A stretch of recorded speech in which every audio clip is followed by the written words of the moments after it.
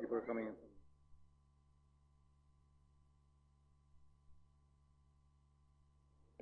Muy buenas tardes, ¿cómo están? Pero yo, este auditorio, o sea, no estamos solos y ¿qué pasa? A ver, buenas tardes. Ah, eso sí, así me gusta, yo pensé que era que estaba sola. Espero hayan disfrutado su almuerzo. Vamos a continuar con la segunda jornada de la tarde de este Summit Regeneradores, el encuentro de ganadería y de agricultura por un futuro sostenible y para que hablemos de agricultura regenerativa. En la mañana hicimos un recorrido con nuestras conferencias y con nuestros paneles en lo que tiene que ver con la estructura de regenerar, cómo se puede transformar esas innovaciones sencillas en la siembra directa en lo que comemos todos los días. Y lo que decíamos en la mañana, es esa relación que tenemos a través de los platos, de la comida, que ha estado presente en toda la historia de la humanidad. ¿Cuál es esa herencia cultural que tenemos? Y algo clave que mencionaron en las horas de la mañana fue que tenemos que volver a la esencia y regenerarnos nosotros como seres humanos. Un poco que nuestro pensamiento y lo que tenemos y lo que queremos, un poco para que los pensamientos y lo que tenemos, pues eso se pueda transformar, ¿verdad? No podemos hablar de lo que no conocemos. Entonces, esa es la invitación, a hacer esa regeneración o esa integración desde adentro, es lo que han hecho nuestros conferencistas y nuestros panelistas para poder llegar a esa transformación del cambio. Que claro, eso no va a pasar milagrosamente. Eso tiene un proceso y unos pasos que los estamos aprendiendo hoy aquí. En este primer día estamos hablando del qué, cómo, cuándo y cómo llevar esta regeneración y estos paisajes regenerativos a la manera práctica, al terreno donde debe ser.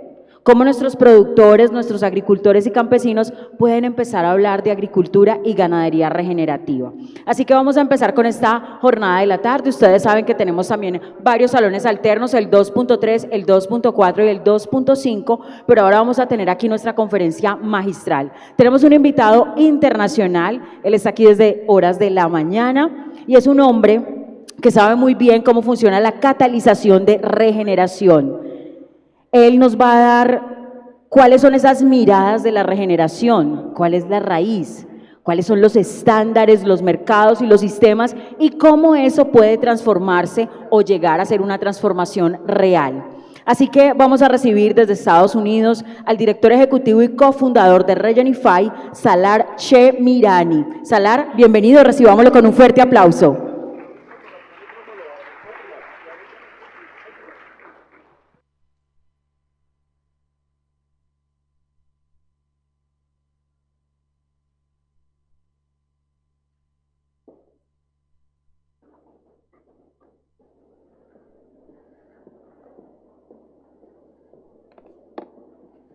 Buenas tardes. Good afternoon, ladies and gentlemen. I'm Salar Shemirani. I am coming here from Dallas, Texas. If you can't tell from the accent, I just wanted to give you a bit of a hint. That's where I'm from. But no, I'm a Brit living in America, fell in love with soil health and agriculture. And I find myself in this beautiful country as a result of that, and I'm very grateful. I have the good fortune of being here today to share some insight about catalyzing regenerative agriculture.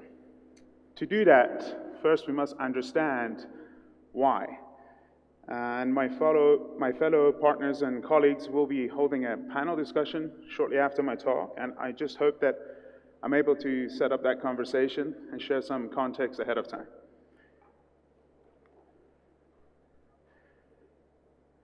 I came across this Paul Harvey quote a few years ago, and if you look at literature, it's largely associated with the shortened quote that every civilization was built on 6 inches of topsoil. And I'd ask you to please hold your thought on that one, and I'm going to come back to it later at the end of the presentation. Well, I'm going to start with the sad part. Tonight, alone, 24 billion tons of topsoil will vanish altogether.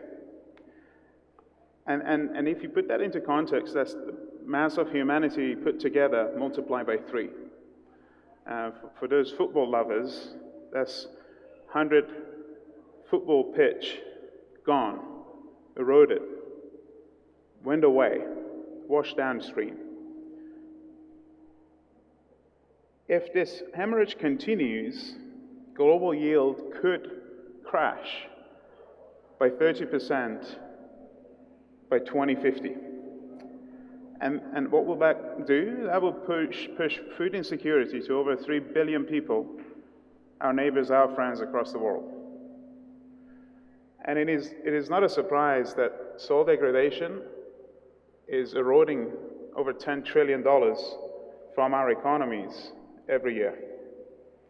That's, just to put it into context, that's Japan plus Germany's GDP put together.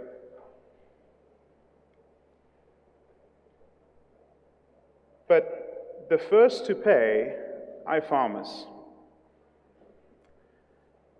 There are over 600 million farms and family smallholder farms across the globe that feed the rest of us. Yet a nature sustainability model predicted that global count will plunge by about 56% to 272 million farms by 2100. That is a huge plunge and crush. In the US alone, the census in 2023 recorded just over 1.9 million farms. That is the lowest number since the Civil War. And if you want to talk about profit, well, the median intermediate farmer in the United States made a loss of about $2,000 last year on their farm. They had to bring about $62,000 of off-farm equity, whether that's spouse working, family members working, borrowing, to just stay afloat. If you go to my country, UK, for UK cereal farmers, the income is down 73%. That's based on last year's result. German agriculture, well, 7.9% record input inflation, and the sharpest rise in psychological sick leave of any sector. Here in Colombia, farmers in Colombia produce 70% of the nation's food.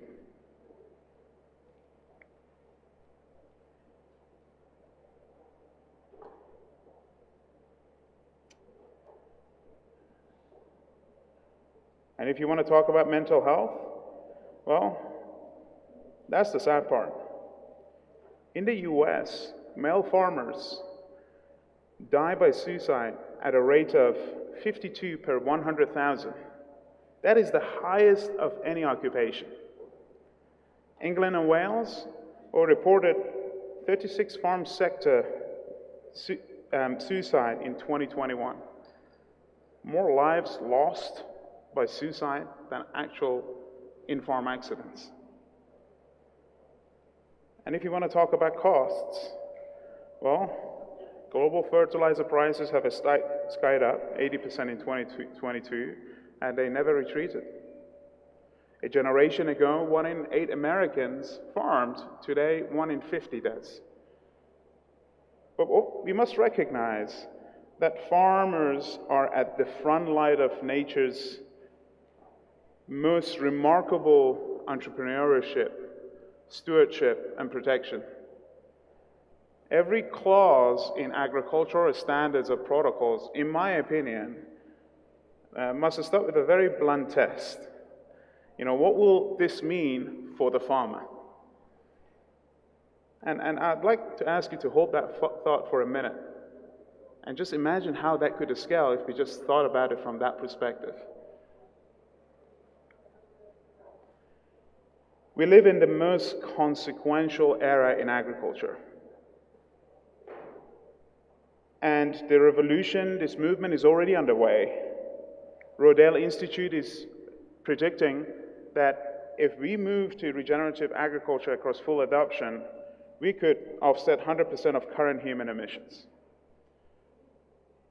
And healthy soils deliver ecosystem outcomes.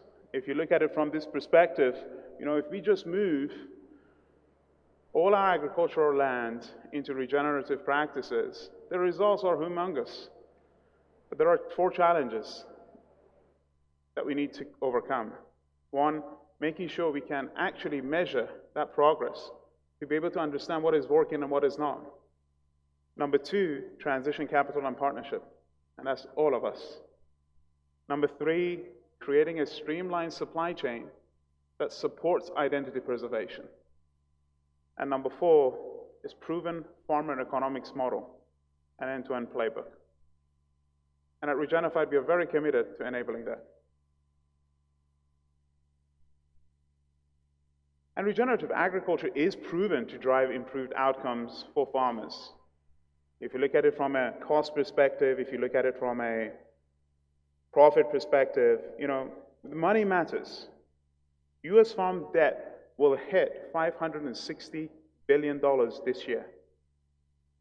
Interest rate is now the 3rd largest farm expense on a farmer's balance sheet. And that's not leverage, that's tax on rural economies. Regenerative Ag has shown that we can deliver an average of 18% cost savings starting year 1. Data collected from regenerative farms also show that those farms that implement much of those practices will have anywhere between 78 to 120% higher profit than a conventional farm. That is about $100 an acre net in comparison to a conventional farm. And yet the sad part is that for 70 years, extension bulletins and cell agronomists and universities have told us to spend more to produce more. But frankly speaking, in today's time, margin talks louder than yield. And I think the next moral act must teach biology, not chemistry.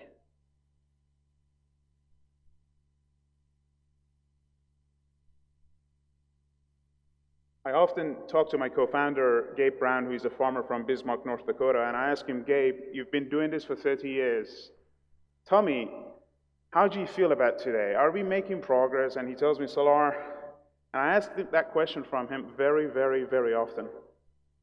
And he says to me, every time I ask him in the past couple of years, he told me that we made more progress in the past year than the 28 years that I've been preaching the soil health and regenerative ag words.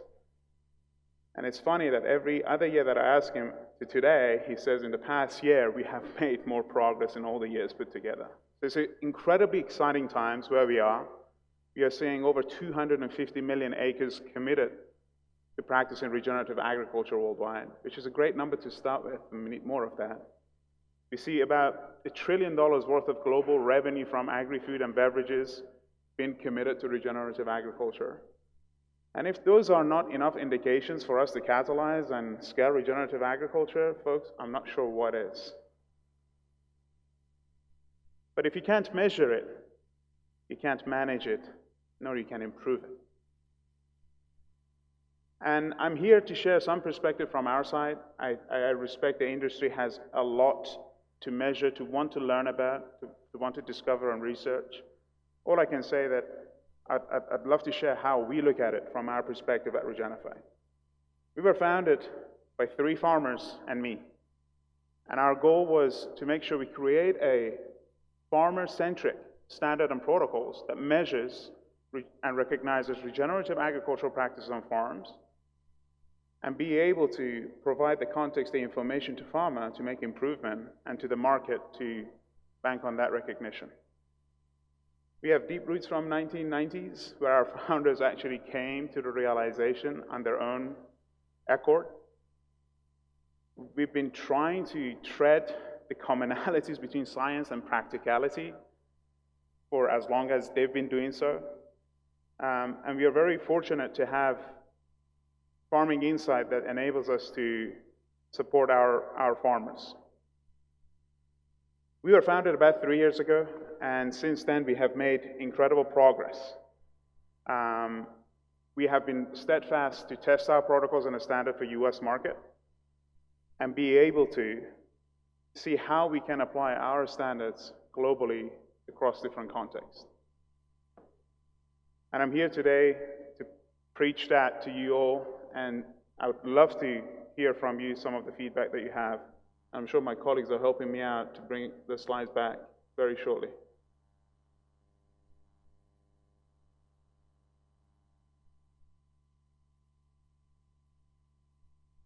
Also, wait for that. One thing that we care at Regenified a lot about is that at Regenified we believe that regenerative agriculture is not only about practices, but that ultimately if you want to really truly measure the impact of regeneration, you must measure outcomes.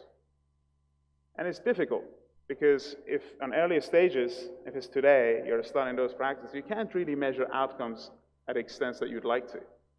That's where practices help us with that. And practices help us to understand that in short term and help us to deliver, sorry, I have to go back now, I apologize, and enables us to drive and measure outcomes over time.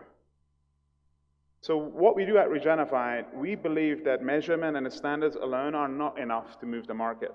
And that's where we step in to empower the transition to a more regenerative supply chain. We verify farms according to our 634 protocols, which I will talk to you about shortly. We help brands and CPGs and corporations to connect with regenerative farms and build up identity-preserved supply chains. We certify those products that come from those farms and get manufactured, and we enable those companies to be able to tell the story of that farm and that product in form of claims, in form of data. And ultimately, we want to raise awareness amongst consumers. And we can't do that alone. That's where we really look forward to partnering with different corporations and brands to raise marketing effort. At the end of the day, we are a practice and outcome land verification product certification company.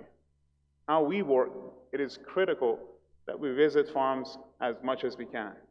If it was scalable and cost-effective, we would visit them every day, because every day is a different story at a farm. But we visit farms once a year. We collect about 65 data points whilst we are there in each field, and we receive more data from farmers as we conclude our assessment. So the number tally up to over 100 data points. And we are very stringent about the soil tests that we perform through partnership with different labs. And we very much focus on biology. We measure water holding capacity, aggregate stability, measures that are critical to promote and increase soil biology. Our protocol is called 634. It's focused on the 6 principles of soil health. It's considerate of the 3 rules of adaptive stewardship. And ultimately, from an outcome perspective, we are measuring the 4 ecosystem processes. And this is in a nutshell.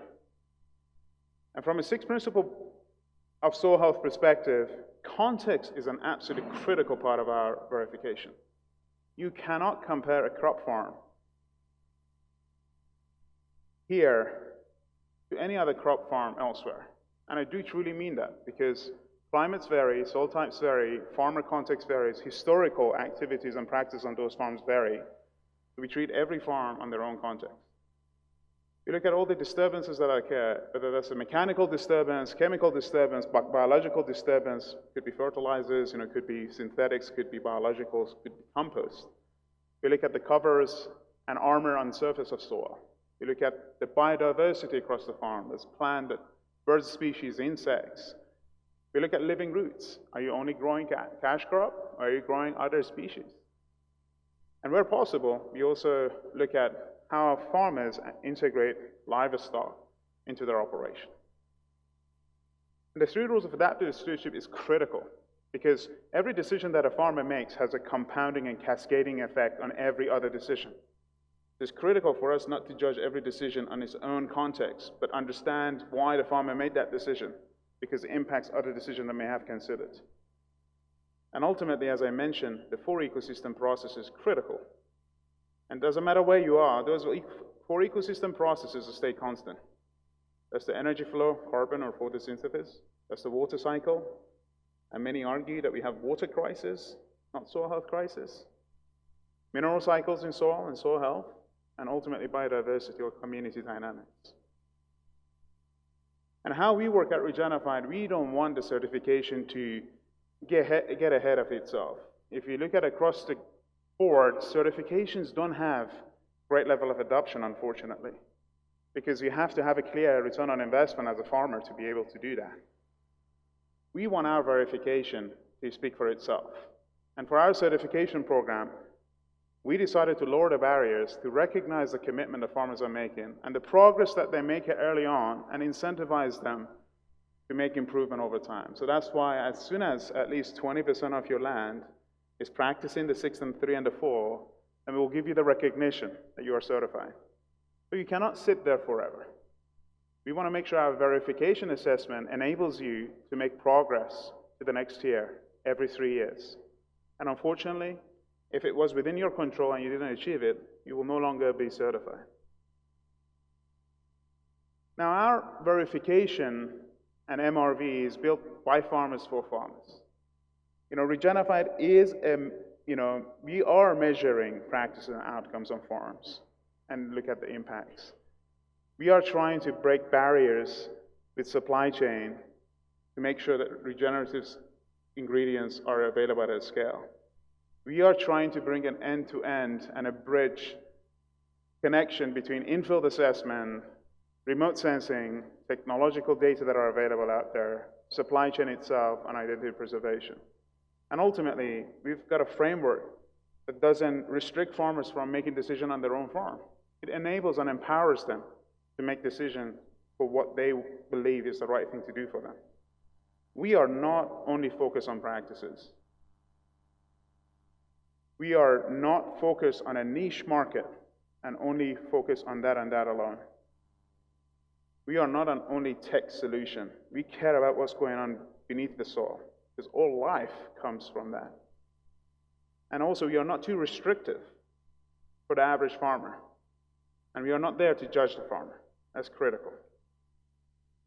Ultimately, what we do is 3 buckets. Number 1 is comprehensive verifications that we do. Number 2 is certifying the supply chain. And number 3 is making sure that whoever is making the commitment to regenerative has the backing of the farmers to have those products available to them at a scale.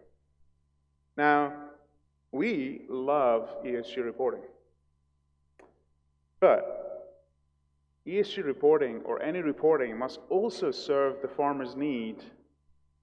And that's why, ESG reporting, or some of that could summarize on the left-hand side, that you care about carbon footprint, you care about how much water irrigation has happened, you care about soil health.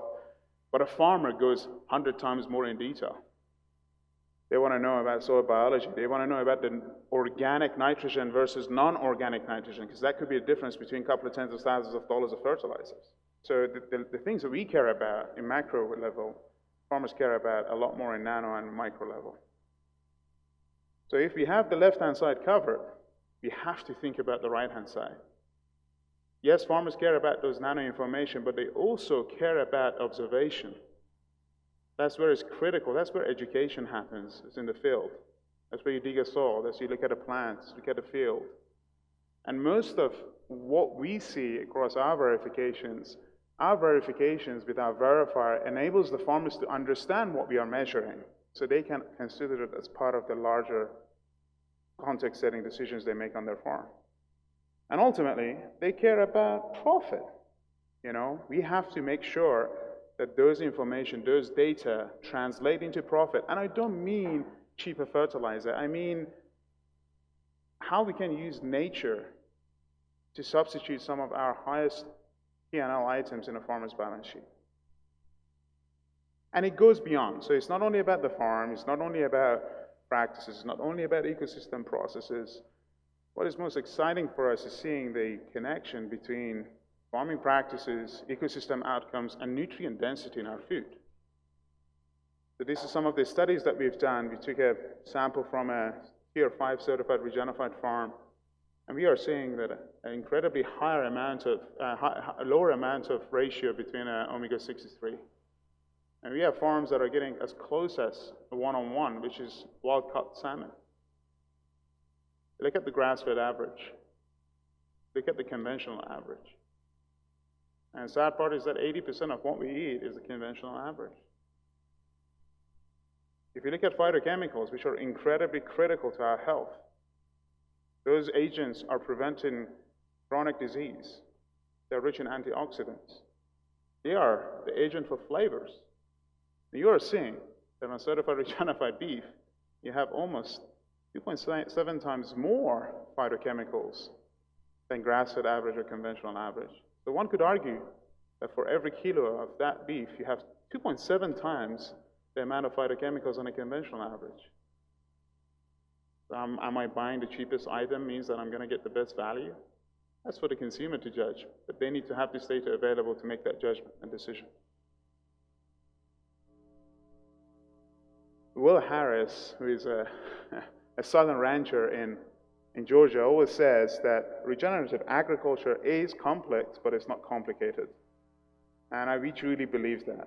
It's going to take a long time for us to really hone it down because nature is tough to predict and understand. But we don't have an ability to give a carbon number. We don't have an ability to give a water liter number.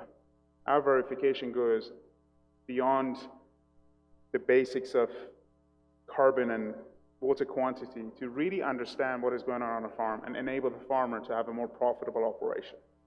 And that's why for us it's critical to make those information available to the farmer.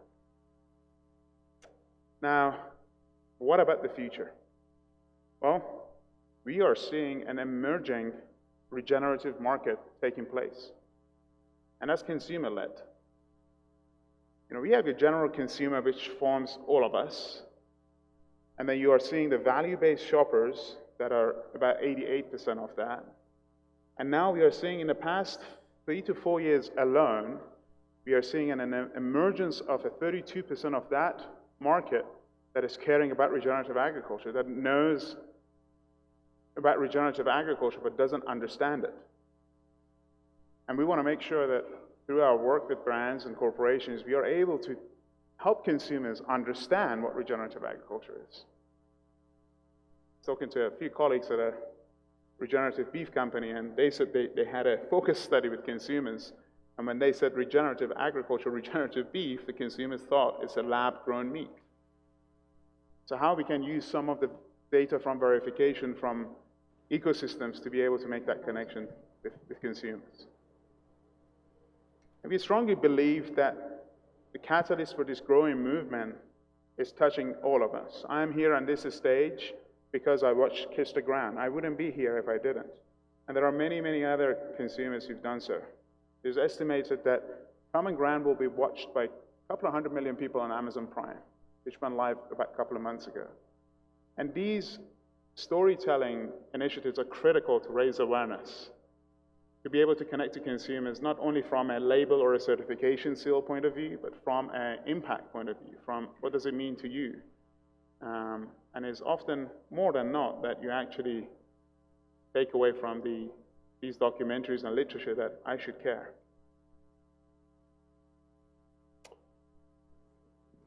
Well, this is Gabe Brown. I don't expect you guys know him, but he's a farmer from Bismarck. I mentioned his name earlier. He's farming about 6,000 acres in Bismarck, North Dakota.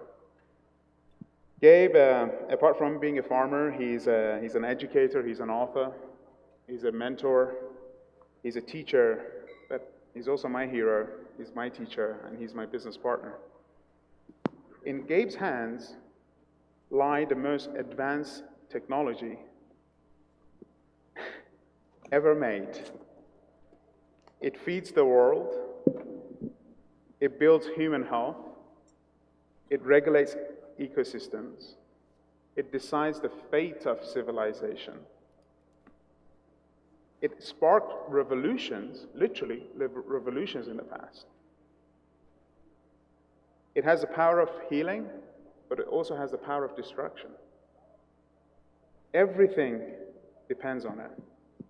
And it runs on sunlight, water, and care. Low maintenance.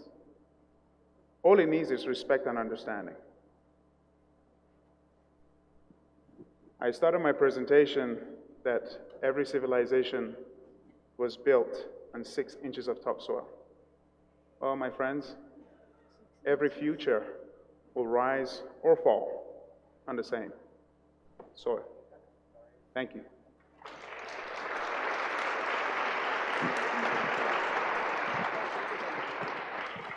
Salar, muchas gracias por